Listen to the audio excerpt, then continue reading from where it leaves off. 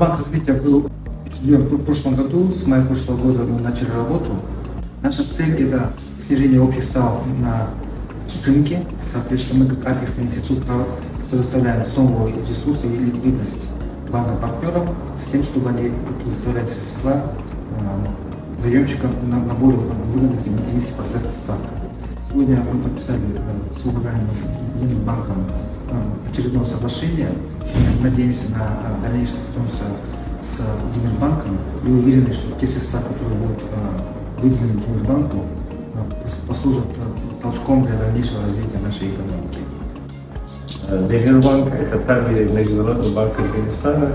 Мы работаем больше 20 лет, и мы финансируем много проектов в Кыргызстане. Сейчас очень важный день для нас, потому что мы соглашение вместе Кыргызский развитие банк, Кыргызская банка.